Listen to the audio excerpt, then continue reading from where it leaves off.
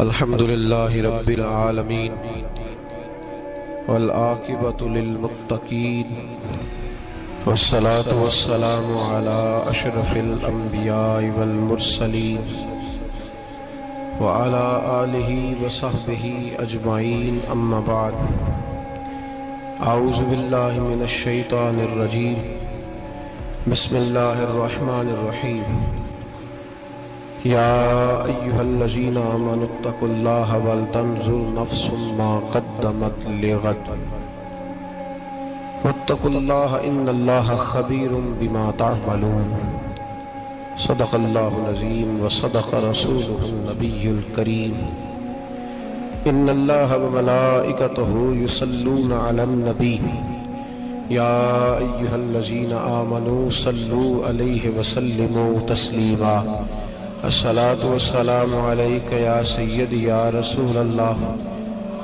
وعلا آلک واصحابک یا حبیب اللہ اللہم صلی علی سیدنا و مولانا محمد معدن الجود والکرم وآلہ وبارک وسلم۔ حمد و صلاة کے بعد اللہ تبارک و تعالیٰ نے قرآن مجید سورۃ الحشر کے اندر ارشاد فرمایا ہے کہ یا ایھا الذین آمنوا اتقوا اللہ، اے ایمان والو اللہ سے ڈرو، وَلْتَنْظُرْ نَفْسٌ مَا قَدَّمَتْ لِغَدٍ، ہر آدمی یہ سوچ لے کہ اس نے اپنے آگے کیا بھیجا ہوا ہے، جو اس نے آخرت کے لیے جمع کرایا ہے وہ کیا ہے، یہ غور کر لے وہ۔ وَاتَّقُوا اللَّهَ، اور پھر ڈر جاؤ اللہ سے، إِنَّ اللَّهَ خَبِيرٌ بِمَا تَعْمَلُونَ، فرمایا تم جتنے مرضی پردے ڈالتے پھرو، تمہارے رب کو تمہارے تمام کاموں کی خبر ہے، اسے پتہ ہے تم کیا کرتے ہو، وہ جانتا ہے۔ عزیز دوستو، بزرگوں اور بھائیوں،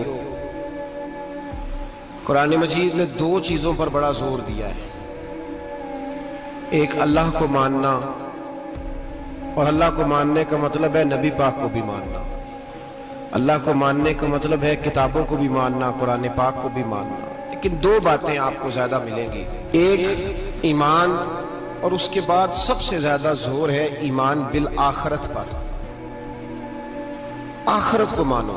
وَمِنَ النَّاسِ مَن يَقُولُ آمَنَّا بِاللَّهِ وَبِالْيَوْمِ الْآخِرِ وَمَا هُمْ بِمُؤْمِنِينَ، اللہ فرماتے ہیں کچھ لوگوں کا دعویٰ ہے کہ ہم اللہ اور آخرت پر ایمان رکھتے ہیں، حالانکہ وہ ایمان نہیں رکھتے، دعویٰ کرتے ہیں، نفاق کا مظاہرہ کرتے ہیں، منافقت کرتے ہیں۔ جو اللہ کو ماننے والا ہوتا ہے اس کا رنگ اور ہوتا ہے، جس کو پتہ ہوتا ہے قیامت کے دن اللہ کے حضور کھڑے ہونا ہے، اس کے اعمال یہ نہیں مانتے، کہتے ہیں ہم مانتے ہیں، پر مانتے، دعویٰ ہے کہ ہم مانتے ہیں آخرت کو بھی اور اللہ کو بھی، پر نہیں مانتے۔ قیامت قائم ہونا ضروری ہے،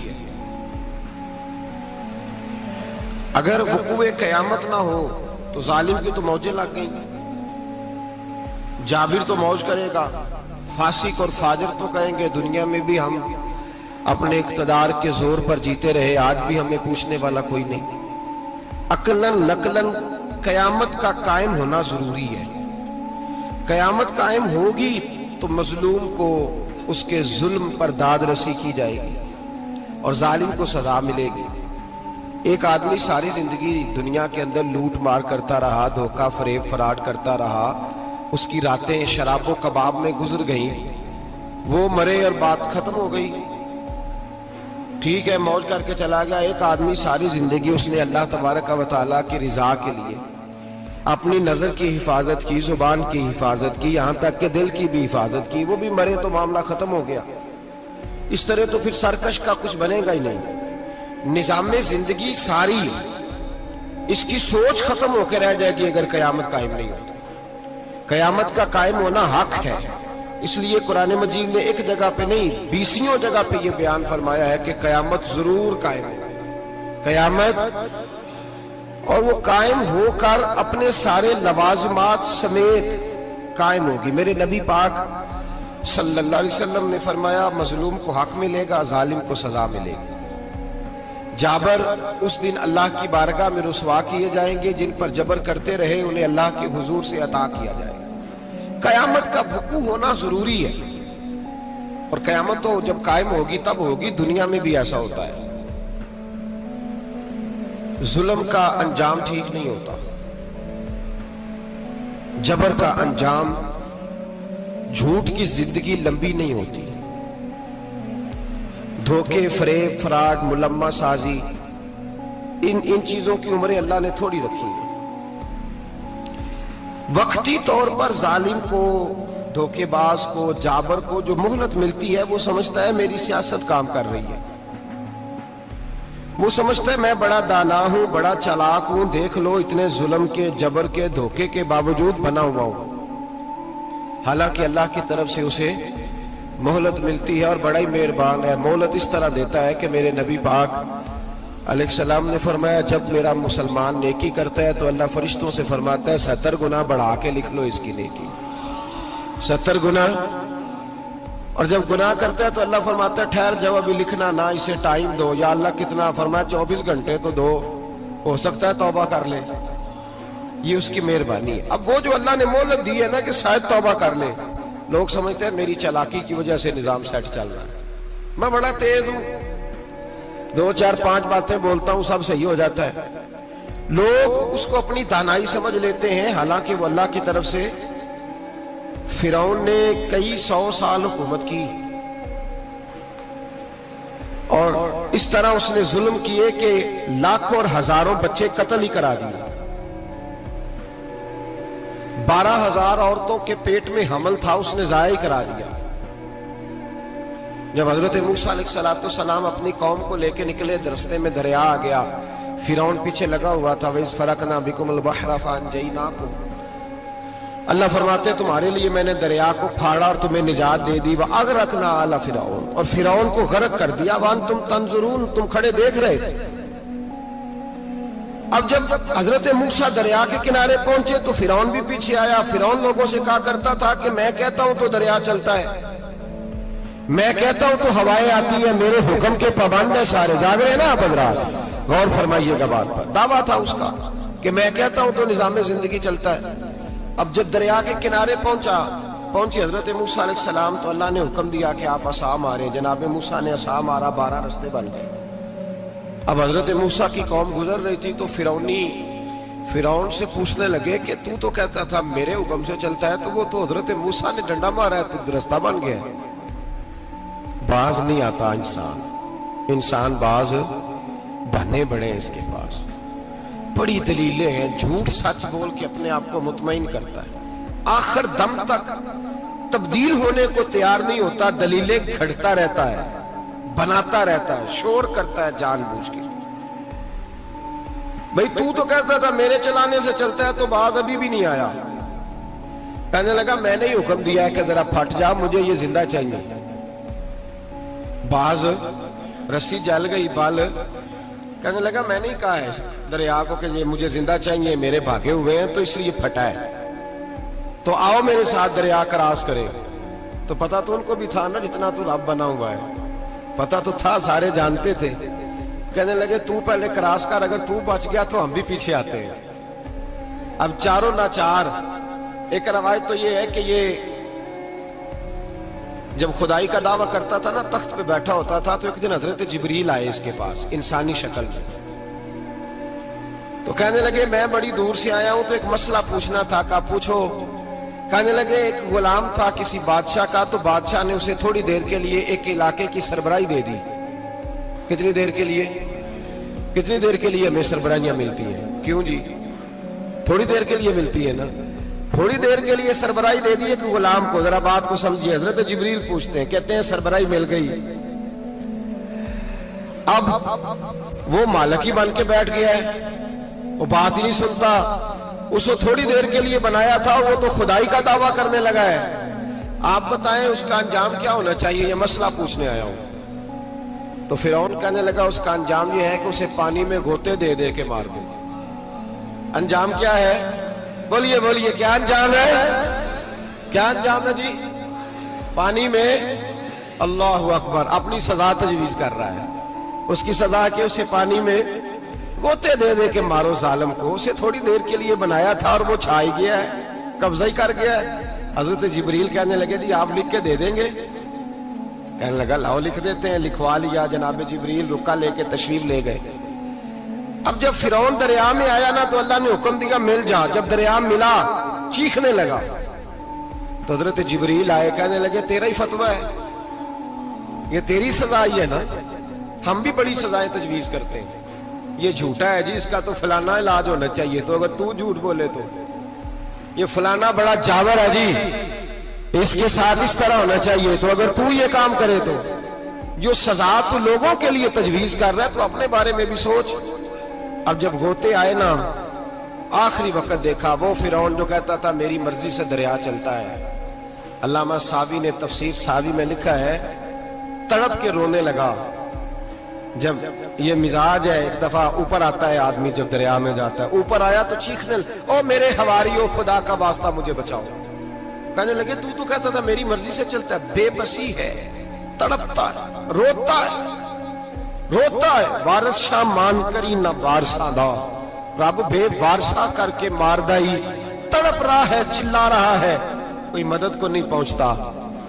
اب جب آخری ہوتا آیا تو کہنے لگا آمنا میں رب موسیٰ و ہارون, میں موسیٰ کے رب کو بھی مان گیا, ہارون کے رب کو بھی. اللہ نے فرمایا نہیں, اب تیرا ماننا قابل قبول ہے. اس وقت ماننا تھا جب تجھے مہلت دی تھی, جب تو جوان تھا. بڑھاپا آتا ہے, بیماری آتی ہے, جوان آدمی بیماری کا شکار ہوتا ہے تو کہتا ہے یا اللہ ایک دفعہ صحیح کر دے, میں ساری پڑھا کروں گا. ایک دفعہ ٹھیک کر دے, میں مسجد میں رہوں گا, میں اگلے سال اعتکاف بھی کروں گا, میں ساری تراویحیں پڑھوں گا. تو اس وقت پڑھنی تھی جب تجھے مہلت دی تھی. اس وقت پڑھنا تھا جب اللہ نے تجھے آسانی دی, زندگی دی. اگلا وقت یہ حال ایک کا نہیں ہوا. نمرود کو دیکھ لیں, حضرت ابراہیم علیہ السلام کو کہتا تھا میں رب ہوں. آپ نے فرمایا رب تو وہ ہے جو زندہ کرتا اور مارتا ہے. ایک موت کا قیدی بلایا, کہنے لگا ہاں بھائی کتنے دن رہ گئے تھے پھانسی میں؟ کہنے لگا جی پرسوں ہونی تھی. کہا جا تجھے آزاد کیا, لو میں بھی زندگی دیتا ہوں. ایک بے گناہ آدمی کو پکڑ کے قتل کر دیا, کہتا میں بھی مارتا ہوں. حضرت ابراہیم علیہ السلام کہنے لگے تو بیوقوفوں جیسی دلیلیں دے رہا ہے. چل اس طرح کر, میرا رب سورج مشرق سے نکالتا ہے, تو اگر رب ہے تو مغرب سے نکال کے دکھا. اب دلیل کا جواب کوئی نہیں تھا تو کہنے لگا پکڑو اور آگ میں ڈال دو. اللہ کے نبی کو آگ میں ڈالنے والا. یہاں ایک مچھر بیٹھا ہے, 400 سال حکومت کی اور خدائی کا دعویٰ کیا. یہاں مچھر بیٹھا تھا, چھینک آئی تو مچھر اندر چلا گیا. پہلے دربار کا ادب یہ تھا کہ جو آئے سجدہ کرے. اب اس کے سر پہ کوئی چیز مارتا تھا تو اسے سکون ہوتا تھا. مچھر تھوڑی دیر کے لیے اس کا دماغ چھوڑتا تھا. او بھائی یہ اس دھرتی پہ اللہ نے لوگوں کو نظارے دکھائے اور ہمیں سمجھانے کے لیے دکھائے, ہمیں تفکر کی, غور کی دعوت دی کہ دیکھ لینا, اپنے عمل کو پرکھنا. تمہارے عمل حضرت موسیٰ کے فرما برداروں جیسے ہیں, جناب ابراہیم کے فرما برداروں جیسے ہیں, یا بن کے بیٹھ گئے ہو. اب دربار کا ادب یہ ہے, بے بسی کا یہ حال ہے کہ جوتے لٹکتے ہیں دربار میں, جو آتا ہے جوتا کھینچتا ہے. اور ادب یہ ہے کہ 10 جوتے نمرود کے سر پہ مارو, اور 400 سال جوتے لگتے رہے. روتا تھا, جو آدمی آتا تھا منتیں کرتا تھا, کہتا تھا کہیں سے کوئی دوائی مل جائے گی. پاگلوں جیسی زندگی گزاری, پاگلوں جیسی سخت. وہ تو حساب, وقوع قیامت تو حساب ہوگا ہی. یہاں لوگ پاگل ہو کے مرتے ہیں, معاذ نفسیاتی مریض ہو کے مرتے ہیں. یہاں آخری وقت اتنا سخت آتا ہے کہ دنیا موت کی دعائیں مانگتی ہے. میرے بھائی جب انسان ظلم کرتا ہے تو بھول جاتا ہے کہ شاید مجھے پوچھے گا کوئی نہیں. جب وہ زیادتی کرتا ہے تو بھول جاتا ہے. جب وہ کسی کا حق کھاتا ہے تو وہ کہتا ہے شاید اس کا تو وارث ہی کوئی نہیں جس کو میں لوٹ رہا ہوں. لیکن جب اللہ کی پکڑ آتی ہے, حجاج بن یوسف ظالم تھا, اس نے اچھے کام بھی کیے تھے. قرآن پاک پر زیر زبر آراب حجاج بن یوسف نے لگوایا. محمد بن قاسم کو ہندوستان سندھ کے علاقے فتح کرنے بھی حجاج بن یوسف نے بھیجا تھا. ساری خوبیاں اپنی جگہ پر, ظالم بہت بڑا تھا. کسی آدمی نے اس کے سامنے کونے کی طرف منہ کر کے ساتھ والے سے بات کر لی تو کہنے لگا میرے خلاف کیا, اس کو لے جاؤ, 2 ٹکڑے کر کے واپس لے آؤ. توتی بولتا ہے نا اقتدار, جب کسی کے ہاتھ اقتدار ہوتا ہے نا, وہ چاہے ایک گھر کا ہی کیوں نہ ہو, وہ 10 بندے فیکٹری میں کام کرتے اور جو ان کا مالک ہوتا ہے وہ کہتا میں مالک ہوں, مجھے مانو. جب تو صاحب اقتدار ہوتا ہے نا، جب تو سسر بن کے بیٹھتا ہے اور کسی غریب گھر کی بہو آتی ہے دو چار، تو کہتا میرا اقتدار ہونا چاہیے. جب میں کھانسنے لگوں تو ہر آدمی کے ہاتھ میں ٹشو پیپر ہونا چاہیے. جب میں بولنے لگوں تو بندھے ہوئے ہاتھوں سے ہر آدمی جی جی کرتا ہوا کھڑا ہونا چاہیے. جس آدمی کا، اور یہ کام بہو بھی کرتی ہے کئی دفعہ، وہ بھی کہتی ہے کہ تمہیں پتا نہیں میں کتنا لمبا چوڑا جہیز لے کے آئی ہوں. جب میں سونے کے لیے اپنے بیڈ روم میں جاؤں تو خبردار بوڑھے بابے کو اجازت نہیں کہ وہ کھانسے. اماں کو چاہیے کہ اگر اس کو بڑی سخت پیاس بھی لگی ہے تو میرے سوتے سوتے باورچی خانے میں برتن نہ کھٹکھٹائے. جو جہاں بھی جس اسٹیج پہ بھی بیٹھتا ہے وہ کہتا ہے کوئی نہیں مجھے پوچھنے والا، میں مطلق العنان ہوں. جوان بوڑھوں کا مذاق اڑاتے ہیں، سمجھتے ہیں شاید کبھی بوڑھے نہیں ہوئے، مذاق اڑاتے ہیں. تندرست لوگ بیماروں کا مذاق اڑاتے ہیں، شاید کبھی بیمار نہیں ہوئے. حجاج بن یوسف ظالم تھا، ظلم کرتا تھا، زیادتی کرتا تھا. حضرت سعید بن جبیر ایک تابعی بزرگ تھے، اتنے بڑے بزرگ تھے کہ ساری رات نماز پڑھتے تھے، سارا سال روزہ رکھتے تھے. ایک دن انہوں نے منبر پہ بیٹھ کے کہا کہ حجاج ظلم سے باز آ جائے ورنہ اللہ کی لاٹھی بڑی بے آواز ہے. اللہ کی لاٹھی، اس کا کیا مطلب ہوتا ہے؟ اس کا مطلب ہے جب رب کی لاٹھی چلتی ہے تو اس کی آواز، جی اس کا پہلے کوئی پیغام، وہ پہلے اعلان نہیں کرتا کہ تگڑے ہو جاؤ لاٹھی چلنے لگی ہے. لاٹھی چلتی ہے پر اس کی آواز، سمجھ آ رہی ہے میری بات کی؟ جمعۃ الوداع کے لیے تشریف لانے والے احباب خاص غور فرمائیے گا. حجاج بن یوسف کو پتا چلا کہ حضرت سعید بن جبیر نے میرے خلاف بات کی، بلا لیا. کہنے لگا تو نے میرے خلاف بات کی ہے؟ فرمانے لگے کی ہے. کہنے لگا تجھے پتا ہے میں قتل کر دوں گا؟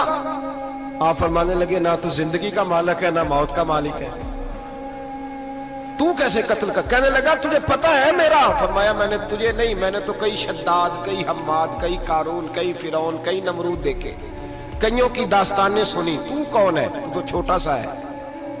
ایک جملہ ہے ملا جلال الدین رومی کا، بڑے درویش تھے، ایک بات کہہ گئے. کہنے لگے نمرود جتنے پیسے نہیں، فرعون جتنی حکومت نہیں، قارون جتنی دولت نہیں، ورنہ فرمانے لگے میرے زمانے میں بھی کئی لوگوں کا خدا بننے کو دل کرتا ہے، کئی لوگوں کا دل کرتا ہے، لیکن نمرود جتنے پیسے، فرعون جتنی طاقت اور قارون جتنی دولت نہیں، ورنہ ہو سکتا ہے لوگ دعویٰ کر جائیں معاذ اللہ ثم معاذ اللہ. یہ آج سے کئی سو سال پہلے وہ کہہ رہے ہیں، آج تو حالات بڑے ابتر ہیں، اس کی نسبت خطرناک. فرمانے لگے حضرت سعید بن جبیر تو زندگی موت کا مالک نہیں. کہنے لگا پکڑو، قتل کرو اسے، لے جاؤ. جب پکڑ کر کھینچ کر لے جا رہے تھے نا تو حضرت سعید بن جبیر مسکرانے لگے. اب ظالم کے سامنے مسکرائے تو اس کو بڑا غصہ آیا، یہ میرا مذاق اڑاتا ہے. بلا لیا، ادھر آؤ، کیوں مسکرا رہے ہو، کیا ہوا؟ تو حضرت سعید بن جبیر کہنے لگے میں مسکرا رہا ہوں تیری بیوقوفی پر اور اپنے اللہ کی دی ہوئی ڈھیل پر. میں مسکرا رہا ہوں کہ یا اللہ کیا بات ہے، کیا تیرا شان ہے، کیسے لوگوں کو ڈھیل دی ہوئی ہے. میں مسکرا رہا ہوں تیری بیوقوفی پر کہ تو سمجھتا ہے شاید مجھے پوچھنے والا کوئی نہیں. کہنے لگا اس کو باہر نہ لے جاؤ، میرے سامنے قتل کرو. ٹھیک ہے جی، قتل کرنے لگے تو حضرت سعید بن جبیر نے منہ کعبے کی جانب کر لیا. انی وجہت وجہی للذی فطر السماوات والارض حنیفا وما انا من المشرکین. جب آپ نے یہ آیتیں پڑھی نا کہ میں نے منہ کر لیا ہے اپنے رب کی جانب، کرو مجھے قتل. کہنے لگا نہیں نہیں، اس کا منہ پھیرو، کعبے کی طرف ہو کے قتل نہ ہو. ہے ظالم پر پاگل ہو گیا ہے. حضرت سعید بن جبیر کے حوصلے نے شکست دے دی، ناکام ہو گیا، مخبوط الحواس ہو. کہنے لگا اس کا منہ پھیر دو. جب کعبے سے پھیرا تو آپ فرمانے لگے للہ المشرق والمغرب فانما تولى فثم وجه اللہ. اللہ فرماتا ہے تو مشرق اور مغرب سارا ہی اللہ کا ہے، جدھر بھی منہ کرو گے ادھر اللہ ہی اللہ ہے، جدھر بھی منہ کرو گے ادھر اللہ ہی اللہ ہے. چاروں جانب پھیر دے، جدھر منہ پھیرنا ہے تو نے پھیر دیا منہ. حضرت سعید بن جبیر کے گلے پہ خنجر رکھا تو آپ نے ہاتھ اٹھائے، کہنے لگے اے اللہ میرے بعد اسے کسی اور پر مسلط نہ کرنا، میرے بعد کسی اور پر مسلط نہ، بس میں آخری ہوں. جب آپ ذبح ہوئے تو اتنا خون نکلا کہ لوگ کہتے ہیں جتنا اونٹ کے وجود سے نکلتا ہے، تر ہو گیا سارا اس کا دربار۔ ایک سمجھدار آدمی کو بلا کے کہنے لگا اتنا خون میں نے بڑے بندے قتل کرائے ہیں پر اتنا خون نہیں نکلا۔ تو وہ کہنے لگے لوگ مر جاتے ہیں، مرتے وقت ڈر جاتے ہیں، سہم جاتے ہیں، خون سکڑ جاتا ہے، لگتا ہے یہ شخص جب دنیا سے گیا ہے تو ڈٹ کے گیا ہے، یہ ڈٹ کے گیا ہے دنیا سے۔ حجاج بن یوسف رات کو سویا تو تڑپ کے اٹھا، کیا ہوا؟ گھر والے کہنے لگے کیا ہوا؟ کہنے لگے سعید بن جبیر خواب میں آئے اور کہتے ہیں اٹھ مجھے بتا تو نے مجھے کیوں قتل کیا، بتا کیوں مارا؟ اگلی رات پھر سویا تو وہی خواب، پھر سویا تو وہی خواب۔ گناہ نفسیاتی مریض بنا دیتا ہے، ظلم تجھے مخبوط الحواس کر دیتا ہے۔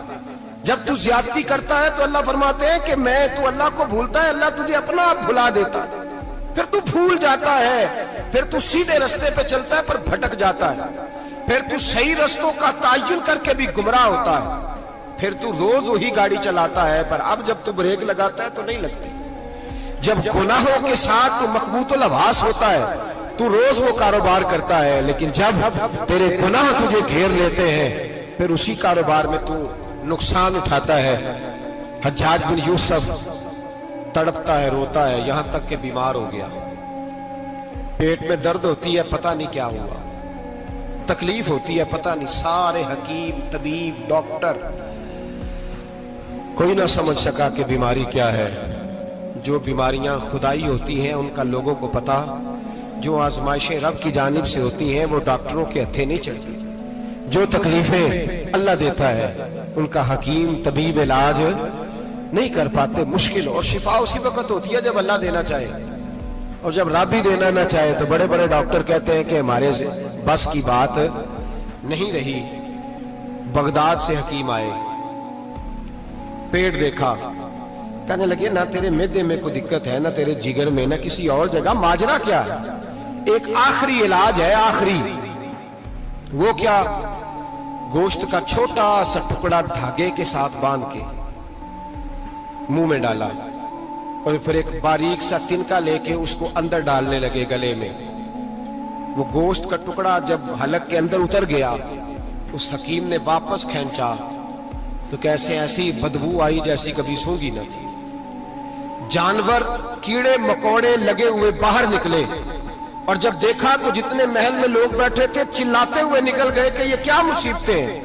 حکیم بھی اٹھ کے دوڑنے لگا، کہا تجھے کیا ہوا؟ کہنے لگے حجاج تیری بیماری زمینی نہیں، تیری مصیبت زمینی نہیں۔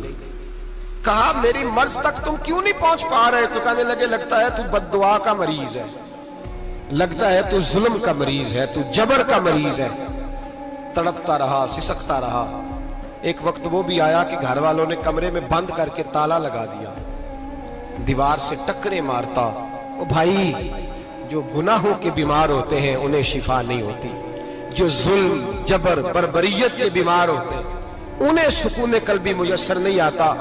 دوائیاں ان بیماریوں کی بنی ہوئی ہیں جو بیماریاں زمینی ہیں، جو بیماریاں خوراک کی بد پرہیزی سے ہوتی ہیں، جو گناہوں کی بد پرہیزی سے ہوتی ہیں، ان کی بیماریاں، ان کی شفا توبہ ہے، ان کی شفا رجوع اللہ ہے، ان کی توبہ اللہ سے معافی مانگنے سے شفا ہوتی ہے۔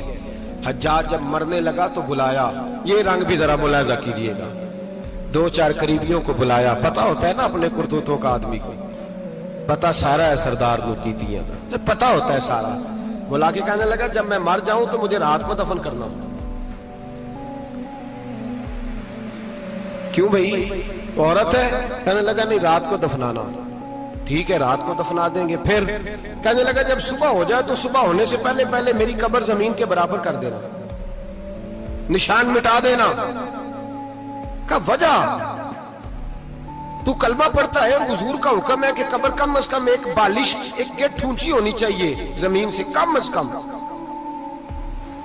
تو تیری قبر مٹا دے، وجہ؟ پتہ ہوتا ہے اپنے ظلموں کا۔ کہنے لگا مجھے پتہ ہے لوگ میرے مرنے کے بعد میری قبر بھی نہیں چھوڑیں گے، دنیا میں تو میرے جبر کی وجہ سے کوئی آ نہ سکا، لیکن میری قبر بھی لوگ جنازوں میں باتیں شروع کر دیتے ہیں، جنازوں میں میں نے ایسی بھی داستانیں سنی ہیں کہ کوئی مرا تو لوگ جوتوں کا ہار قبر پہ ڈالا ہے.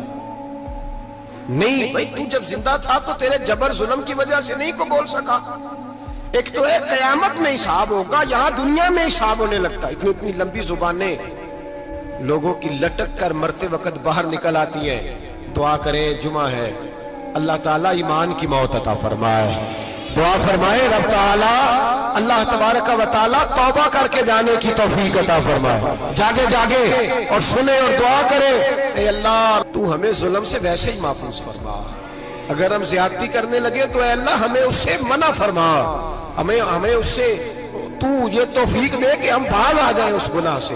میرے بھائی، ایک تو دنیا میں سزا ہے، پھر قیامت کی سزا ہے، اور وہ زیادہ سخت ہے. وہ زیادہ سخت ہے. ہم لوگوں نے نا ہیلے بہانے بڑے بنائے ہوئے ہیں. بینک کے ساتھ کاروبار کرنے والا کہتا ہے نہیں مجبوراً لیا ہے، مجبوراً. مر رہا تھا تو آخری لبوں پہ تھا تو جائز ہے، جائز ہے. اس وقت جب تجھے کھانے کو لقمہ نہ لگے تو حرام کھانا بھی جائز ہے. کیا دقت تھی؟ کیوں اللہ رسول کے مقابلے میں کھڑا ہوا تو؟ کیوں سود کا دھندا کیا؟ کیا تکلیف تھی؟ کہاں تو الجھ گیا تھا؟ ہم جان بوجھ کے اپنے لیے جہنم کٹھی کرتے ہیں، پھر کہتے ہیں سکون نہیں زندگی میں. کہاں سکون آئے گا؟ کیسے آئے گا؟ ہم نے خود آگ لگائی ہے چمن میں اپنے. جو قیامت کی سزا ہے، میرے نبی پاک علیہ السلام نے فرمایا رب تمہیں سامنے کھڑا کرے گا. اور کس طرح کھڑا کرے گا؟ فرمایا لوگوں کے وجود سے کپڑے اتر جائیں گے، زمین اس طرح دہکے گی جس طرح تانبا زمین پہ رکھا جائے اور آگ جلائی جائے. تانبا دیکھا ہے آپ لوگوں نے؟ یہ بھی گرمی گزری ہے نا، تو فرش پر جب سورج پڑتا تھا تو ننگے پاؤں چلا نہیں جاتا تھا. صحیح کہہ رہا ہوں؟ ننگے پاؤں، بچے کا پیر زمین پہ لگتا ہے تو چیخ اٹھتے ہیں، کہتے ہیں وہ جل گیا پیر. حالانکہ یہ فرش دنیا کے. اور اگر تانبے کے اندر خاصیت ہے کہ اگر کوئی دھات جلدی اور زیادہ گرم ہوتی ہے تو وہ تانبا ہے. میرے نبی نے مثال دی تو اس کی دی جو سخت تھا. فرمایا تانبے کی طرح زمین تپائی جائے گی اور پھر ننگے پاؤں رب تمہیں کھڑا کرے گا. آج سورج کی پشت تمہاری جانب ہے، قیامت میں منہ تمہاری جانب ہوگا. نیزہ آپ نے دیکھا ہوگا، نیزہ ہوتا تھا. فرمایا یہ جو تم نیزے دیکھتے ہو صرف 1.25 نیزے کے برابر سورج قریب آ جائے گا، اور پھر اللہ تمہیں سامنے کھڑا کر کے تم سے سوال جواب کرے گا. اور حضور نے کہہ دیا ہے تو اب کسی نعت خواں کے کہنے سے بات بدل سکتی، کسی پیر کے کہنے سے جملہ بدل سکتا، کسی خطیب کے کہنے سے فکر نہ کرنا وہ سامنے جنت پڑی ہے، اب بات بدل سکتی. خدا کی رحمت پر بھروسہ رکھنا ضروری ہے، نبی پاک کی شفاعت کی امید رکھنا. بولیے. لیکن جو حضور نے بیان کیا ہے اس کو ماننا بھی یہ بھی ضروری ہے. میرے نبی پاک نے فرمایا اللہ تم سے حساب لے گا اور اللہ پوچھے گا، تم نے جواب دینا ہے. حضور کس شے کا؟ فرمایا جو پہنتے ہو اس کا جواب نہیں دینا، جو کھاتے ہو اس کا جواب نہیں دینا، جو اللہ کے راستے میں دیتے ہو اس کا جواب، باقی ہر شے کا جواب دینا ہے. ادھر جو پلاٹ ہے اس کا بھی جواب دینا ہے، اور جو بچوں کو پیسے بتائے ان کا بھی جواب دینا ہے، جو چھپائے ہیں ان کا بھی. ثم لتسألن یومئذ عن النعیم. جو کمیٹی اپنے محلے میں ڈالی ہے اس کا بھی جواب دینا ہے، جو سسرال کے علاقے میں ابا جی سے چوری ڈالی ہوئی ہے اس کا جواب بھی، سب کا جواب دینا ہے، تمام حساب کتاب. اور اللہ فرماتے ہیں میں سامنے کھڑا کر کے ہر سوال کا تجھ سے جواب، تجھے ہر سوال کا جواب. اچھا یہ جو بڑے لوگ تھے وہ حساب سے ڈرتے تھے، ہم چھوٹے لوگ ہیں ہم حساب سے ہم نہیں ڈرتے، ہم کہتے ہیں دیکھی جائے گی. بڑے لوگ جو تھے وہ حساب سے. حضرت ابو بکر صدیق دعا کرایا کرتے تھے، دعا کرو اللہ مجھ سے حساب نہ پوچھے. حضرت عمر فاروق رضی اللہ تعالیٰ عنہ اپنے بیٹے سے کہتے تھے بیٹا اپنے باپ کے لیے رحمت کی دعا کرنا، میں درگزر والا ہوں، میں حساب والا کوئی نہیں. بڑے لوگ ڈرتے تھے، بڑے لوگ. حضرت عثمان غنی قبر پہ کھڑے ہوتے تھے تو داڑھی آنسوؤں سے بھیگ جاتی. غلام کہتے ہیں حضور 3 دفعہ نبی پاک نے آپ کو جنت کی بشارت دی ہے، 3 دفعہ بشارت دی ہے، تو آپ کیوں اتنا روتے ہیں؟ عثمان غنی فرماتے جس رسول نے مجھے جنتی کہا ہے اسی محبوب نے مجھے فرمایا تھا عثمان قبر آخرت کی منزلوں میں سے پہلی منزل ہے. اور آپ فرماتے میرے تو کمرے میں دیا گل ہو جائے تو مجھے ڈر لگتا ہے، اس میں تو مکمل اندھیرا ہے۔ آپ فرماتے کھڑکیاں بند ہو تو دم گھٹنے لگتا ہے، اس کو تو دروازہ ہی کوئی نہیں، روشن دان تک نہیں۔ بھائی جو بڑے تھے وہ ڈر رہے تھے۔ مولا علی شیر خدا نماز کا وضو کر کے کانپتے تھے، کانپتے۔ علی آپ مرحب کے سامنے نہیں کانپے، خیبر کا دروازہ اکھاڑتے نہیں کانپے، بدر، احد، خندق، حنین اور خیبر میں نہیں کانپے، تو یہاں آپ فرمانے لگے مالک کے سامنے جاتے ہوئے ڈر آتا ہے۔ بڑے لوگ کانپتے تھے، بڑے لوگ۔ آج کون سا جمعہ ہے؟ سارے بولیے۔ حالانکہ یہ اگلے سال دوبارہ آئے گا، ہمارا نہیں پتا کہ ہم ودا ہو جائیں کہ کیا بنے۔ یہ کون سا جمعہ ہے؟ آیا جمعۃ الوداع، آئے ہم پڑھیں۔ آج ایک فکر لے کر کے جانا، ایک سوچ، جہاں روز رات کو بیٹے کی ٹینشن، بیٹی کی ٹینشن، بھائی کی ٹینشن، پوتے کی ٹینشن ہوتی ہے نا، ایک ٹینشن اور اپنے آج ایک ٹینشن بڑھا لو، قبر کی ٹینشن پیدا کر لو، قیامت کی تھوڑی سی فکر کر لو، تھوڑی سی، ایک لمحے کے لیے صحیح تھوڑا خیال پیدا کرے۔ حضرت حسن بصری نام سنا ہوا ہے نا، یہ حضرت علی کے شاگرد ہیں، نبی پاک کے گھر میں آ جاتے تھے کئی دفعہ، بچے تھے جب۔ حضرت حسن بصری تابعی ہیں، فرماتے خانہ کعبہ میں عمرہ کرنے گیا، طواف کعبہ کر رہا تھا تو بڑا عجیب منظر ہوا، رات کی تنہائی ہوئی۔ اس وقت کئی دفعہ طواف بند بھی ہوتا تھا، اس لیے کہ رش کم ہوتا تھا تو رات کو سب سو جاتا تھا۔ کہتے رات ذرا گہری ہوئی تو لوگ اپنا اپنا خیمہ لے کے جاتے تھے، اب تو ہوٹل ہے نا تو خیمے لگتے تھے، لوگ خیمہ لے کے جاتے تھے، جہاں جگہ ملتی تھی خیمہ لگا کے رہتے تھے۔ فرماتے میں رات کو سویا خیمے میں، ایک دردناک آواز آئی، میٹھی ہے، دھیمی ہے، پر درد بڑا ہے۔ کوئی رونے والا رو کے کہتا ہے اللہ حساب قیامت میں مجھ سے نہ لینا، اے اللہ تنہائی میں جتنا مرضی حساب لینا پر لوگوں کے سامنے نہ لینا۔ اور پھر کہتا ہے اللہ فضل تو تب کرے جب تو میرا حساب پوچھے ہی نہ۔ پھر چند منٹ گزرے تو پھر وہ رونے لگا، میرے کانوں میں آواز آئی، کہنے لگا اے اللہ حساب تو ان کا لیا جاتا ہے جو حساب کے قابل ہوتے ہیں۔ اعلیٰ حضرت کہتے ہیں نا رضا سے تو کیا حساب لے گا، رضا بھی کسی حساب میں، اے اللہ میں قابل نہیں، مجھ سے حساب نہ لینا۔ کہتے تھوڑی دیر گزری تو پھر وہ رونے لگا، پھر ذرا سانس سنبھلے تو پھر کہنے لگا اے اللہ میں تو لوگوں کو کوئی بندہ حساب پوچھ لے تو نہیں دے سکتا، میں تجھے کیسے حساب دوں؟ پھر تڑپنے لگا۔ کہتے تھوڑی دیر گزری تو پھر ایک لفظ انہوں نے کہے رونے والے نے، کہنے لگے اللہ دیکھ تیرے محبوب کا فرمان ہے جو معافی مانگے تو اسے معاف کر دیا کرتا ہے۔ اے اللہ میں معافی مانگنے آیا ہوں اور مسجد نہیں آیا، میں کعبۃ اللہ ہی آ گیا ہوں۔ کہتے ہیں وہ اتنا روئے کہ چیخ آئی ان کی، اور جب دھڑام سے کوئی زمین پہ گرا تو میں پریشان ہوا کہ اب تو بے ہوش ہو گیا۔ فرماتے ہیں میں زور سے اٹھا فٹافٹ اور اس شخص کی طرف بڑھا، میرے دل میں خیال ہے کوئی گناہگار ہے بیچارہ، تو چلو میں بھی دعا کرتا ہوں، اس کو کہتا ہوں بیٹے فکر نہ کر، اللہ تیری مدد کرے گا۔ فرماتے ہیں میں گیا اس نیت کے ساتھ کہ میں کہوں گا چلو اٹھو تم بھی دعا کرو، میں بھی کرتا ہوں، اللہ ہم سے حساب نہ پوچھے۔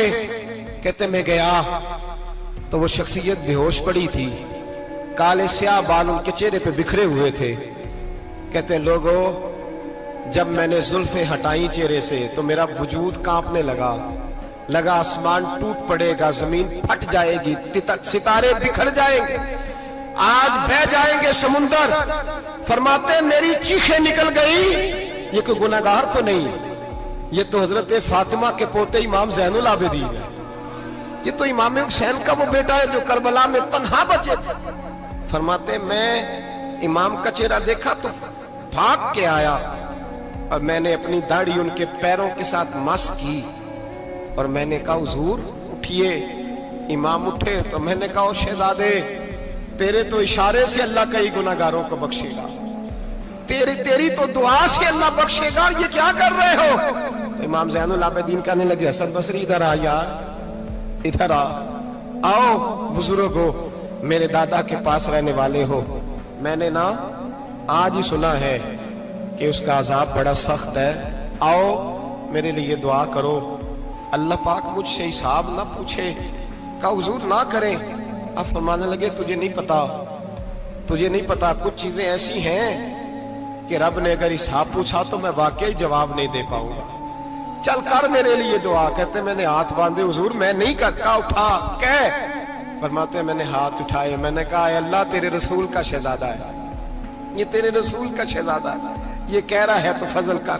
ओ भाई जो बड़े थे वो तो तड़पते थे, सिसकते थे। अबू अली हीती कहते खाना काबा में पत्थर पे सर रगड़ रगड़ के कोई बूढ़ा कह रहा था, ऐ अल्लाह अव्वल तो हिसाब ना लेना, और अगर लेना तो मुझे अंधा करके उठाना, मैं तेरे नेक बंदों के सामने शर्मिंदा नहीं। इकबाल रो पड़े। इकबाल, कुछ लोगों ने लिखा है ये आखिरी रुबाई है डॉक्टर इकबाल की, आखिरी। इसके बाद शायद उसने कलाम ने कुछ सीरत निगारों का ख्याल है। इकबाल मदीने की तरफ मुंह करके कहने लगे तू गनी अजहर दो आलम मन फकीर, अल्लाह तू गनी है मैं तो फकीर हूं, रोज मक्शर उज्र हाय मन पजीर। ए अल्लाह अव्वल तो मेरा कोई उज्र कबूल कर लेना मक्शर के दिन, और अगर ना करना हुआ, अगर तुम्ही बीनम हिसाबम ना गुजीर, अगर जरूर ही मेरा हिसाब लेना है, ए अल्लाह अगर तूने जरूर लेना है, ए अल्लाह अगर जरूर ही लेना हिसाब, अव्वल तो मेरा उज़र मान लेना, मेरी कमजोरी पे रहम करना।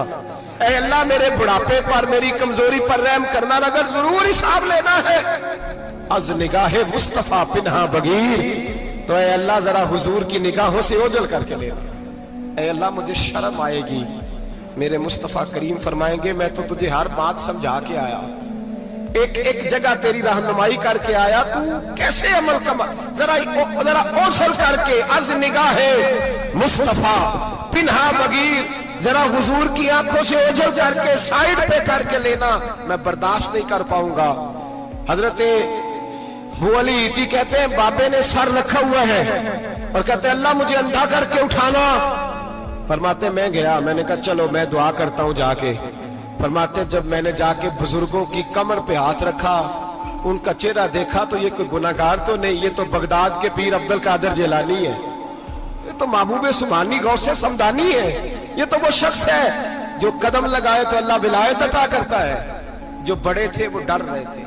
मोइनुल मिल्लत वद्दीन अताए रसूल हिंदुल वली गरीब नवाज हजरत ख्वाजा मोइनुद्दीन अजमेरी रहमतुल्लाह अलैह, ख्वाजा कुतुबुद्दीन बख्तियार काकी को तन्हाई में बुला के कहने लगे मोइनुद्दीन सैयदजादा है, मोइनुद्दीन हुजूर के खानदान में पैदा हुआ है, मोइनुद्दीन से इसके पीर को बड़ी उम्मीदें थी, मोइनुद्दीन को रसूल पाक ने हिंदुस्तान भेजा था, पर कुतुबुद्दीन यार मोइनुद्दीन तबलीग का हक नहीं अदा कर सका। हजरत ख्वाजा कुतुबुद्दीन कहने लगे हुजूर 90 लाख तो मुसलमान कर दिए, और क्या हक था? फरमाया नहीं, जब तू तहज्जुद की नमाज पढ़े ना बेटा अपने लिए दुआ मांगना तो खुदा से कहना मौला मेरे पीर की कोताहियां माफ कर। वो जिस एजाज का था वो काम नहीं कर सकते, जो बड़े थे उनकी तो बातें बड़ी थी। ये जो हम छोटे आए हैं ना नए, टिकटें देते फिरते हैं, टिकटें, बेनमाजी जाहिल अनपढ़ पीर टिकटें बांटता है लोगों को, तू भी बख्शा है तू भी बख्शा है। वो 90 लाख लोगों को राय हक पर लगा के भी कहते थे नहीं हक तो ये है कि हक अदा ना हुआ, हक तो ये है कि हक कोई शाही पल्ले नहीं, डटा हुआ खड़ा है मुसलमान, डटा हुआ। ये हिसाब सुने। किसी ने हजरत अबू हुरैरा से कहा कि कोई ऐसी हदीस सुनाओ जो आपको भी बड़ी महबूब हो। हजरत अबू हुरैरा ने चीख मारी, रोने लगे और बेहोश हो गए। फिर हिलाया, पानी पिलाया, उठे, कहा हुजूर बात की थी, हदीस सुनाए, फिर रोने लगे। हमें तो नहीं ना रोना आता, हमें तो तब आता है जब बेटा बात ना माने, हमें तो तब आता है जब कारोबार में नुकसान हो जाए, हमें तो तब रोना आता है जब हमारा कोई दोस्त हमारे बारे में गलत बात कर दे, बेइज्जती दुनिया की हो जाए। हजरत अबू हुरैरा 3 दफा होश आया, 3 दफा रोए और कहने लगे अजीजों ये वो वाली हदीस है कि मैं सोचता भी हूं तो मैं तड़प उठता हूं। कहा कौन सी हदीस? तो हजरत अबू हुरैरा कहने लगे मैंने नबी पाक से सुना है कयामत में सबसे पहले उलमा का हिसाब होगा, सबसे पहले उलमा का। रब करीम फरमाएगा तुम्हारी दीन के नाम पर बड़ी मौजें थी, तुम्हारे बड़े पोस्टर छपते थे, लाइनें बना के लोग तुम्हारे हाथ चूमते थे, लोग तुम्हारी घड़ी को भी चूमना अपने लिए सादत समझते थे। बताओ मेरे रसूल के नाम पर खाने वालों क्या करके आए हो? अमल बताओ, अमल। मौज बड़ी की ना तुमने, बताओ अमल। उलमा आलिम अर्ज करेगा, ऐ अल्लाह मैं जगह जगह तेरे रसूल के दीन की बात करता था, मैं कुरान के दर्स देता था, मैं रातें बेदार रह के तैयारियां करता था, मैं जो बन सका किया। रब फरमाएगा नहीं, तूने तो इसलिए किया था कि लोग तुझे पीर साहब कहें, मौलाना साहब कहें, तेरे नारे लगाए तो लगे नहीं फिर तेरे नारे, फिर लोगों ने लंबे लंबे अलकाबात पुकारे नहीं तेरे। हुजूर सैयद आलम अलैहिस्सलाम फरमाते हैं पहला हिसाब उसका लेगा जो आलिम कहलाता था।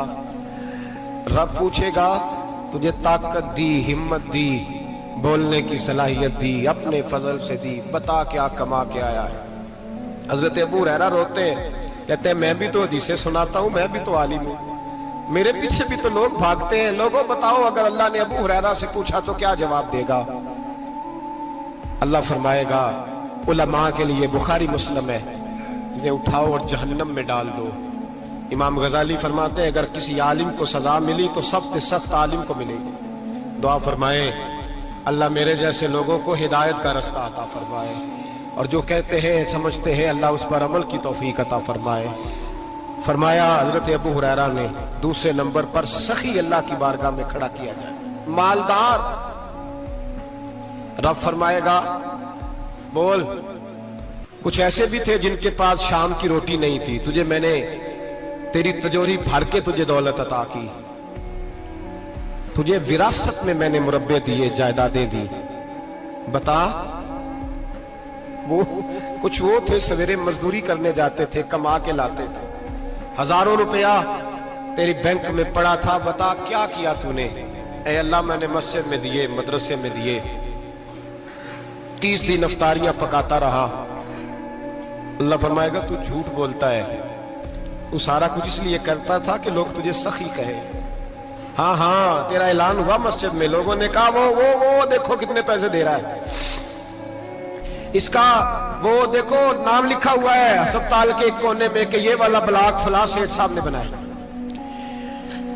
ये देखो लिखा हुआ है कि ये कमरा मदरसे का इसने बनाया, तो लिख दिया गया, नारे लग गए, अब जा दौड़ जा। अल्लाह जहन्नम में फेंक देगा। फरमाया फिर शहीद खड़ा किया जाएगा। हाँ भाई तुझे ताकत दी, हिम्मत दी, बता कहां खर्च की, कहां? ए अल्लाह शहीद ही हो गया। फरमाया वो तो इसलिए हुआ था कि लोग तुझे शहीद कहें, बहादुर कहें, तेरे नाम पे रोड का नाम रखा जाए, तमगाए हुस्ने कारकर्दगी मिले, सो मिल गया।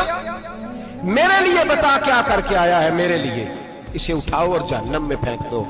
भाइयों अजाब कड़ा है, अजाब सख्त है, हिसाब सख्त है, और जो हिसाब लेने वाला है उसको, मैं ना तरावी हो रही थी तो कारी साहब ने एक सूरह यासीन शुरू की, वमताजुल यौमा अय्युहल मुजरिम। अल्लाह फरमाता है कयामत में मैं कहूंगा मुजरिम जो है ना वो सफों से बाहर आ जाए, सफों से बाहर आ जाए। एक हमारे फिजिक्स के टीचर होते थे तो बड़ी सख्त छड़ी मारते थे, तो जब वो कद भी बड़ा था, जलाल भी बड़ा था, और उसूल बड़े अच्छे इंसान थे लेकिन सख्त थे, तो मुझे याद आता था कि जब वो सवेरे आके कहते थे जिसने काम नहीं लिखा वो बाहर निकल आए। दो किस्म की चोट लगती थी, एक तो ख्याल ये आता था कि शर्मिंदगी बड़ी होगी कि सारे स्टूडेंट बैठे हैं और 2 3 4 उनको कहा वहां मुर्गे बन जाओ, बड़ी शर्म आती थी।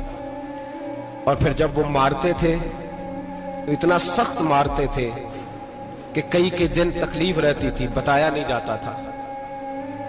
वो स्टूडेंट बताते थे कि यार इससे बचो किसी भी तरीके, اور کسی کا کام رہ بھی جاتا تھا کہتے تھے اس پیریڈ کی ڈیوٹی سبق یاد کر کے آنا ہے.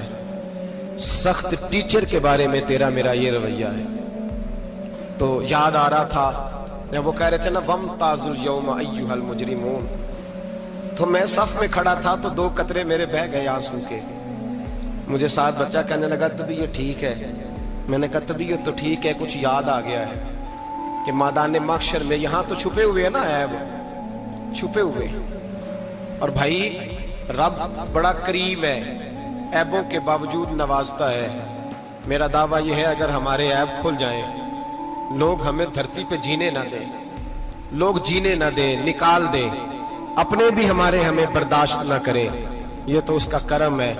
پتہ سارا ہے سردار تو کیتیاں دا پردہ چپایا ہی تیرا بھلا ہو سی. وَامْتَازُوا الْيَوْمَ أَيُّهَا الْمُجْرِمُونَ, اللہ فرمائے گا مجرم باہر آ جائے. یا اللہ کیا ہوگا جب سوال جواب ہوں گے؟ تو رب فرماتے ہیں تیری زبان پہ مور لگا کے بند کر دوں گا. تیرے ہاتھ بولیں گے, پیر بولیں گے, سر بولے گا, پیٹ بولے گا. اس وقت کی فکر پیدا کریں, ٹینشن پیدا کریں. وقوع قیامت حق ہے. اور باندھ کے نا لوگ پیر باندھ کے زور کے ساتھ باندھتے. سگا بیٹا جب قبر میں دفن کرتا ہے نا تو وہ بھی کہتا ہے وہ کونا, یہ کونا تھوڑا سا مٹی کم ہے, یہاں بھی مٹی ڈالو. پہلے لوگ روزانہ جاتے ہیں, پھر ہفتے کے بعد, پھر مہینوں بیت جاتے ہیں. کچھ قبریں ایسی بھی ہیں جن پہ کھڑے ہوں تو لگتا ہے قبریں رو رہی ہیں اور کہتی ہیں جاؤ میرے گھر والوں سے جا کے کہو کوئی پھیرا ہی لگا جائے. وہ ایک دفعہ آئے تو صحیح, کوئی مٹی نہیں ڈالتا. بادشاہوں کی قبریں روتی ہیں, سرمایہ داروں کی قبریں روتی ہیں, کوئی جاتا نہیں. اتنے موٹے سوراخ ہے قبروں میں, آپ اپنے شہر کے قبرستان پھر کے دیکھ لیں, سوراخ ہے. او بھائی حضرت مولا علی شیر خدا قبرستان گئے تو پہلے رونے لگے, پھر کہنے لگے قبروں والوں کیا حال ہے تمہارا؟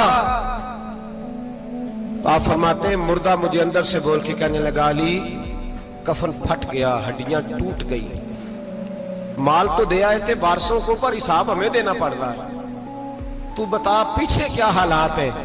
تو حضرت علی کہنے لگے تمہاری بیویوں نے اور نکاح کر لیے, تمہارے دوستوں نے نئے دوست بنا لیے, تمہاری اولادوں نے تمہارے بغیر جینا سیکھ لیا, تمہاری جائیدادیں بٹ گئیں, تمہارا پیسہ تقسیم ہو گیا.